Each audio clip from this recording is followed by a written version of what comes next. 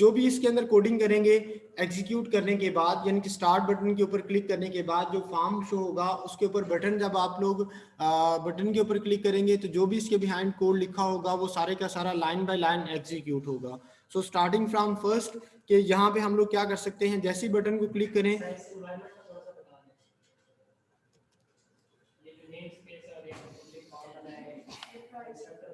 बच्चे ये वाली जो नेम स्पेसिस हैं इनसे रेलिवेंट फंक्शंस हम लोग नीचे यूज करेंगे। ठीक है, ये हमारे पास फॉर्म 1 की क्लास है, क्योंकि हमारे पास जो डिजाइन के ऊपर जब क्लिक करें तो यहाँ पे देखिए फॉर्म 1 लिखा हुआ आ रहा है और यहाँ पे भी आपके पास फॉर्म 1 है।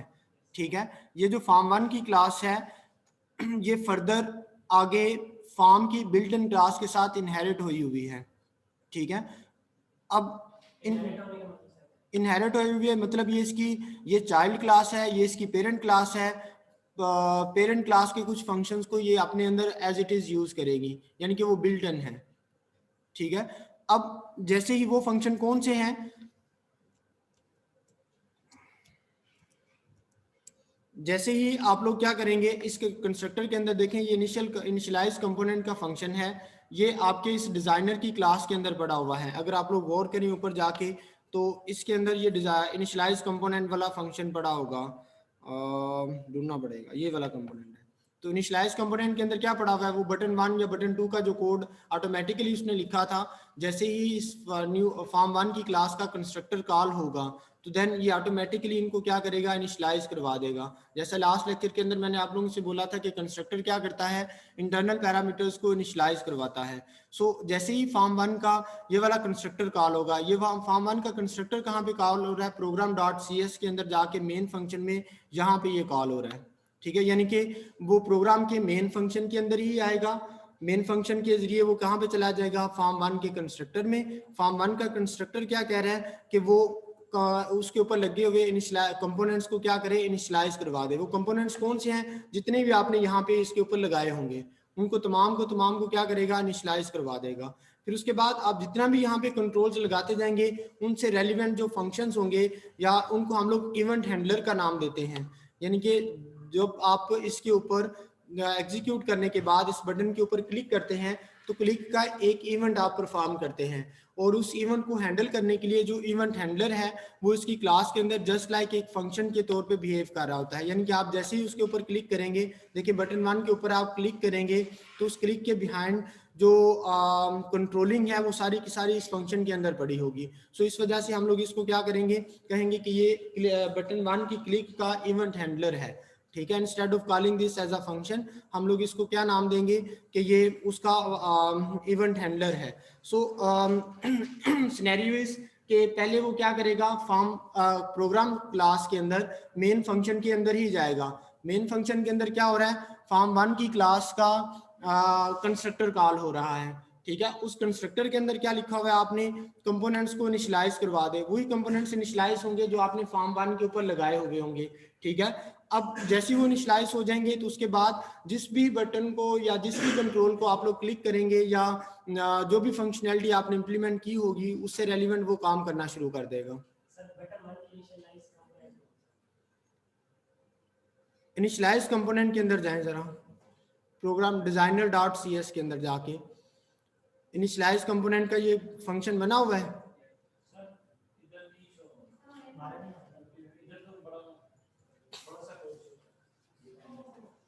यहाँ पे लेफ्ट साइड में किसी ने प्लस मार्क लिखा हुआ है, ये सर या लेफ्ट साइड कोई प्लस लिखा हुआ है।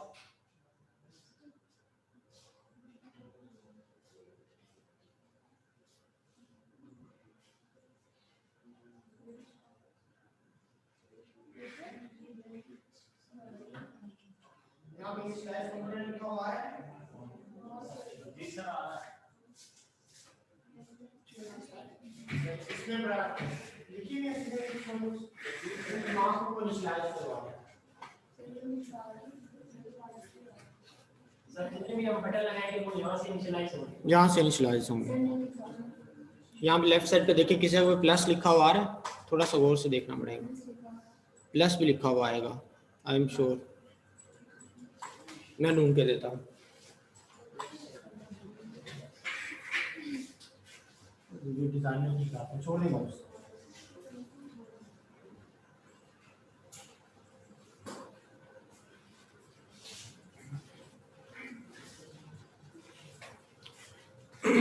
सो बच्चे फॉर्म 1 के डिजाइन के ऊपर आके बटन 1 के ऊपर फिर डबल क्लिक करेंगे तो आप इस कोड के अंदर आ जाएंगे। यहाँ पे आके आप लोग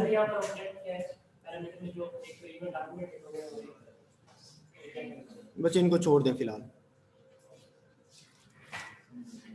यहाँ पे मैसेज बॉक्स डॉट शो जैसे यानी कि ये इनिशियल स्टार्टिंग पॉइंट है कि जैसे आप लोग बटन के ऊपर क्लिक करें तो एक मैसेज बॉक्स शो हो और उसमें लिखा हुआ है जो भी आप लोग जहाँ पे मैसेज लिखेंगे, जैसे वहाँ पे कंसोल डॉट राइट लाइन में आप लोग चीज़ लिखते थे तो आप लोग इसको आउटपुट के तौर पे भी शो करवा सकते हैं।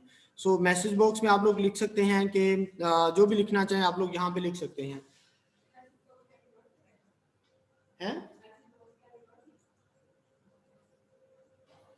मैसेज बॉक्स के आगे मुझे वर्डिंग आपकी समझ नहीं आई। हाँ जी,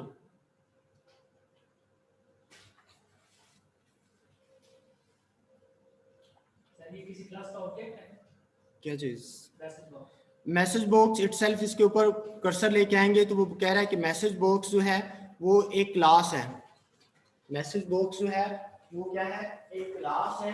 किसी क्लास है, फॉर्म की क्लास है, तो फॉर्म से आपने ऊपर उसको इनहेरिट किया होगा तो उसके बिल्ट इन फंक्शन को वो यूज कर सकता है यहाँ पे। यानी कि message box built in class है, शो उसका जो स्टैटिक फंक्शन है, ठीक है, जिसको उस क्लास नेम के साथ आप लोग एक्सेस कर रहे हैं।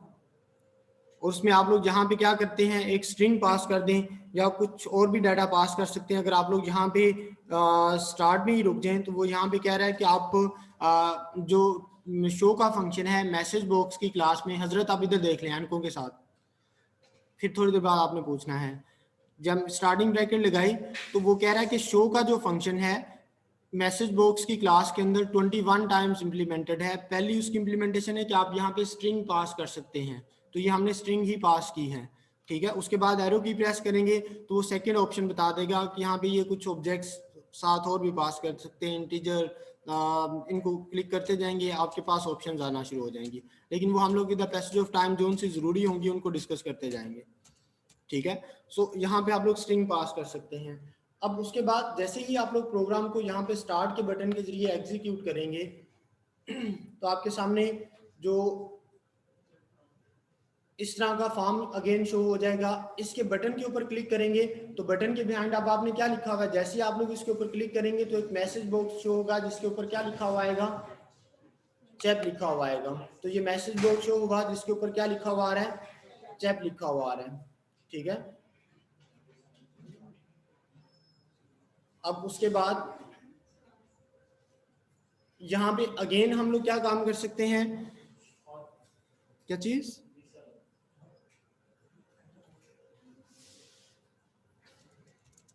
Integer a is equal to 5,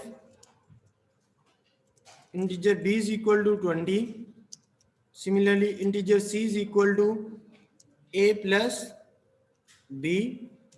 और उसके बाद हम लोग मैसेज बॉक्स में अगेन मैसेज शो करवा सकते हैं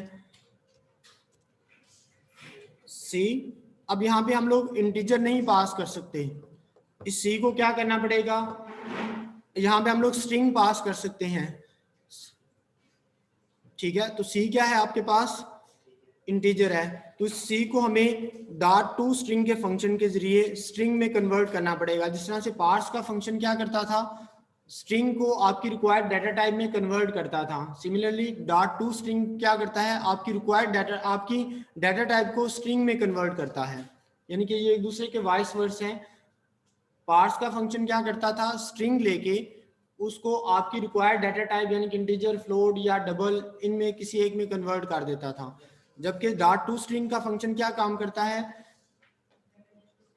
आपकी गिवन डाटा टाइप को, चाहे वो इंटीजर है, चाहे फ्लोट है, चाहे डबल है, उसको किस में कन्वर्ट कर देगा, स्ट्रिंग में कन्वर्ट कर देगा। सो जब आप लोग इसको एग्जीक्यूट करेंगे, एग्जीक्यूट करने के बाद जैसे ही आप लोग बटन 1 को क्लिक करेंगे तो पहले आप लाइन बाय लाइन चलेगा। पहले आपने क्या लिखा हुआ है, मैसेज बॉक्स शो करवाया जिसमें क्या लिखा हुआ है, चैप। जैसे ही उसके ओके के ऊपर प्रेस करेंगे तो नेक्स्ट लाइन चलेगी, ए को ए के अंदर वो क्या करेगा 5, बी के अंदर 20, उसके बाद उन दोनों को ऐड करवा के सी में 25 स्टोर करवाएगा और सी को मैसेज बॉक्स में शो करवा देगा। सो उसके बाद जो उनके एडिशन का आंसर था उसने यहाँ पे शो करवा दिया है। ठीक है, सो ओके प्रेस करेंगे तो उसके बाद दोबारा फिर आप प्रोग्राम के अंदर जाके आप लोग यहाँ पे इसके साथ बाकी काम उसी तरह से मैसेज अगर प्रिंट करवाना चाहते हैं तो बिल्कुल वही कंसोल डॉट राइट लाइन वाला मेथड है।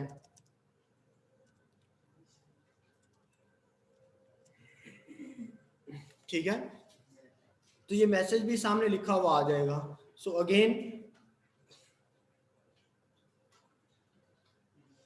बटन 1 के ऊपर क्लिक करेंगे, पहला मैसेज चेप आ रहा है। सो दूसरा आपके पास क्या आ रहा है, addition is equal to 25।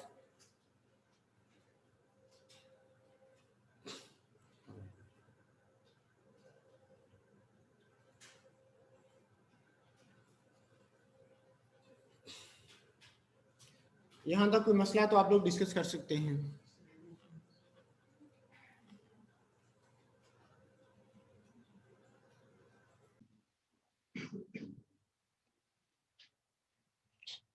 Tool box में जाके एक बटन और ले आए।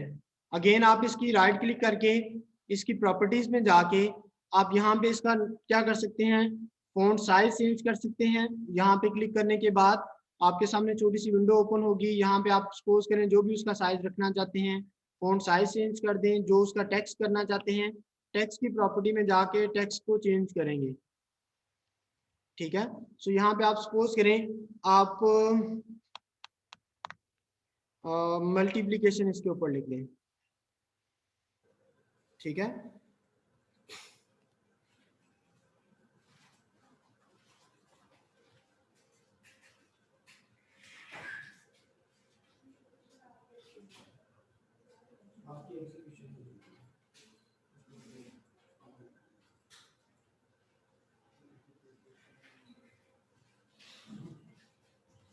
सो बच्चे यहां तक हो गया।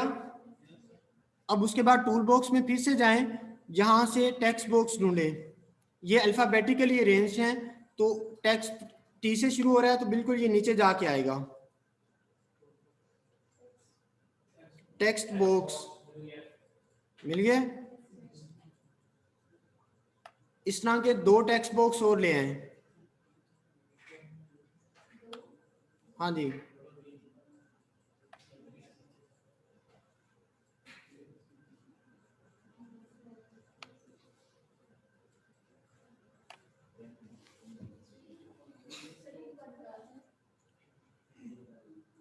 टूल बॉक्स में जाके टेक्स्ट बॉक्स ढूंढ के जैसे बटन लेके आ रहे थे वैसे टेक्स्ट बॉक्स ले देखना है।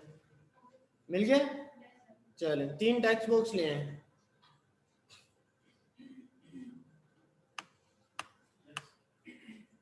तीन टेक्स्ट बॉक्स आ गए सबके। अब अगेन इस मल्टीप्लिकेशन वाले के ऊपर डबल क्लिक करें।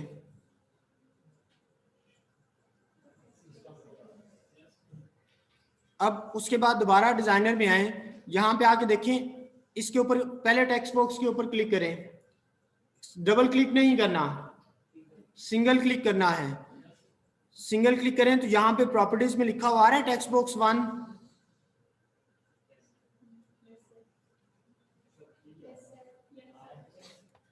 ठीक है, सेकंड के ऊपर क्लिक करेंगे तो 2 आ रहा है। थर्ड के ऊपर क्लिक कर रहे हैं तो यहाँ पे क्या लिखा हुआ आ रहा है, 3 आ रहा है।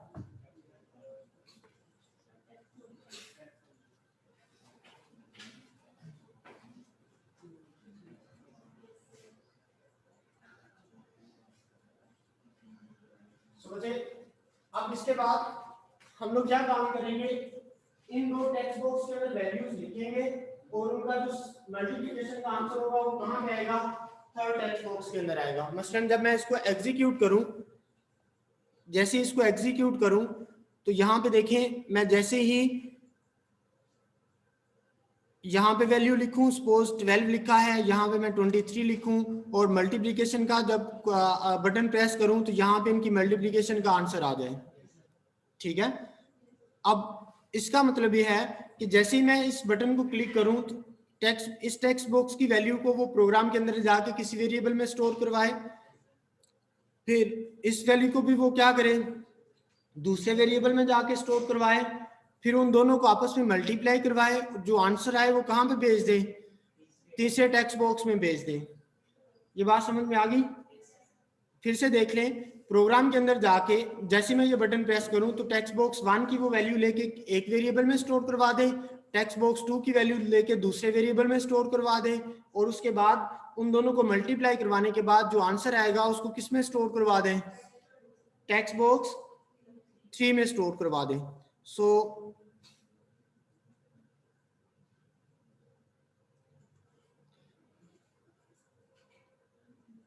अब उसके बाद यहाँ पे आके जो मल्टीप्लिकेशन वाला बटन था उसके ऊपर डबल क्लिक करें और आप उसकी कोडिंग में आ जाएंगे।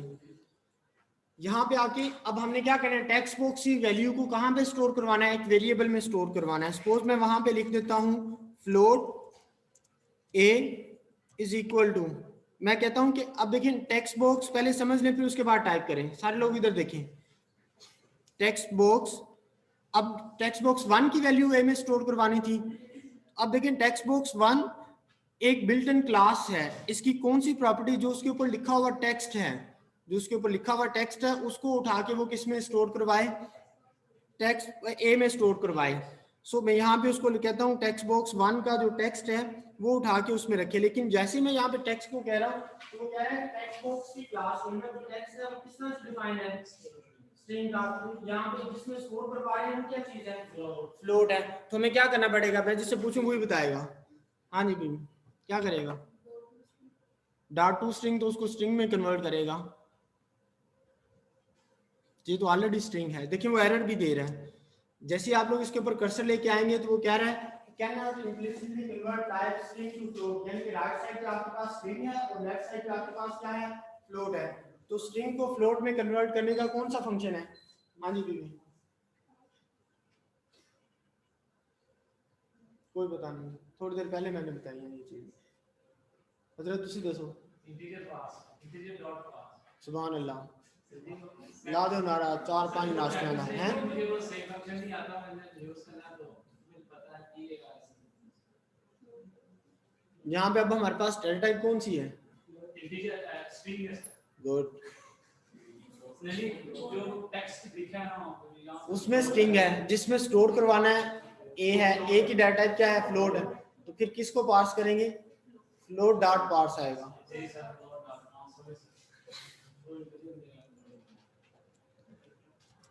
स्ट्रिंग को डाटा टाइप में कन्वर्ट करने के लिए कौन सा फंक्शन यूज होगा, पार्स का फंक्शन यूज होगा। सो इसकी स्टार्टिंग फंक्शन ब्रैकेट और यहाँ पे क्या आ जाएगी, तो इंटीजर आएगा। एंड सिमिलरली अब हम लोग दूसरी वैल्यू को लेंगे, float b is equal to float dot parse. अब हम लोग डायरेक्टली टाइप कर देंगे, अब दूसरे टेक्स्ट बॉक्स से वैल्यू लेनी है तो एरो की से दूसरा टेक्स्ट बॉक्स सेलेक्ट कर लें, उसके बाद डॉट टेक्स्ट, और अब b के पास वैल्यूज आ गई। अब नेक्स्ट जो है float c is equal to a multiply by b है। मैंने बोला भी है पहले ले समझ लें फिर उसके बाद लिखें, सब्र नहीं होता। फिर उसके बाद आप देखिए मैंने इस आंसर को क्या करना है, टेक्स्ट बॉक्स 3 में भेजना है।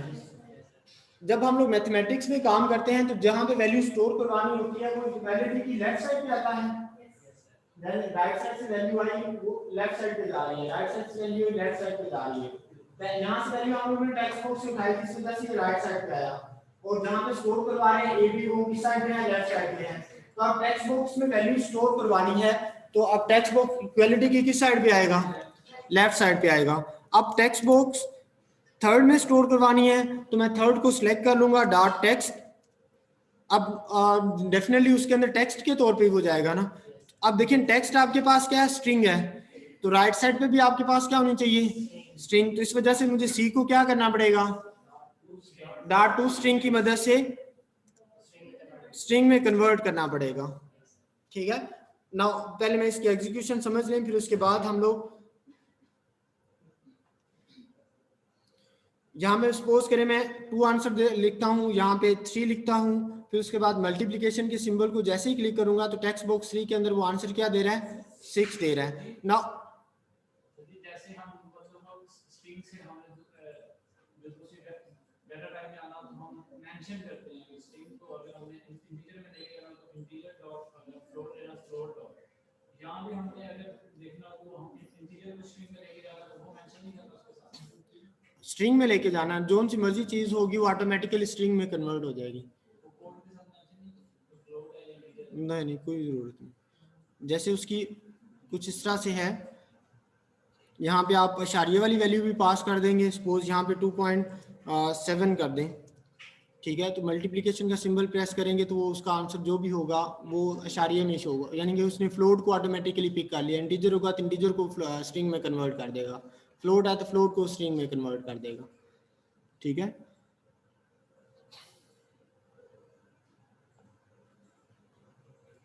यहाँ तक कोई मसला है तो आप लोग डिस्कस कर सकते हैं। इस तरह से तमाम बटन्स बना सकते हैं। यहाँ पे आप लोग क्या काम करें कि यहाँ पे प्लस मल्टीप्लिकेशन तमाम सारे बनाएं, और वो प्लस के केस में वो क्या करें, दोनों को क्या कर दे, ऐड करवा के तीसरे में शो करवा दें। डिवीजन में वो दोनों को डिवाइड करवा के क्या करें, यहाँ पे शो करवा दें, एंड सो ऑन, ठीक है।